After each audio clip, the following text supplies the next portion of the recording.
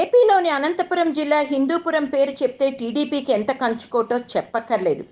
TDP ఆవిర్భవించినప్పటి నుండి అక్కడ TDP ఓటమి అనేదే ఎరగదు. టీడీపీ అధికారంలో లేని 2004, 2009 ఎన్నికల్లో కూడా ఇక్కడ టీడీపీ అభ్యర్థులు రంగనాయకులు, అబ్దుల్ ఘనీ విజయం సాధించారు. 2014 ఎన్నికల్లో ఇక్కడ నుంచి ఎన్టీఆర్ నట రాజకీయ వారసుడు నందమూరి బాలకృష్ణ ఎమ్మెల్యేగా పోటీ చేసి ఫస్ట్ టైం అసెంబ్లీకి ఎన్నికయ్యారు. బాలయ్య ఎమ్మెల్యేగా గెలిచాక నియోజకవర్గంలో అభివృద్ధిని పరుగులు పెట్టించాడు. తొలి 2 ఏళ్లలో ఇక్కడ బాగానే ఉన్నా బాలయ్య తన 100వ సినిమా శాతకర్ణి, ప్రస్తుతం పూరి సినిమాతోనే బిజీ అయ్యాడు.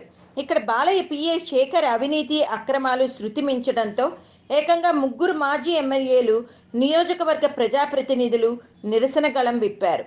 ఎట్టకేలకు చంద్రబాబు చొరవ తీసుకోవడంతో బాలయ్య పిఏగా శేఖర్ని తప్పించారు. ప్రస్తుతం బాలయ్య సినిమాల్లో బిజీ అయ్యి నియోజకవర్గం వైపు కన్నెత్తి కూడా చూడకపోవడంతో బాలయ్యపై అక్కడ వ్యతిరేకత కనబడుతోంది. మరోసారి బాలయ్య ఇక్కడ పోటీ చేస్తే గెలుపు కష్టమన్న టాక్ సొంత పార్టీ నేతల్లో వస్తోంది.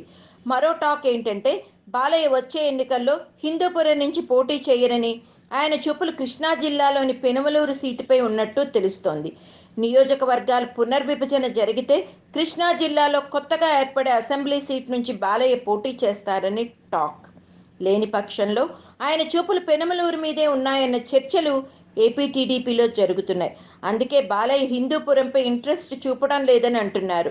మరి బాలయ్య మదిలో అసలు ఏముందో, ఎందుకు పోటీ చేయట్లేదు అని ఇండస్ట్రీ వర్గం వాళ్ళకి ఒక అనుమానం.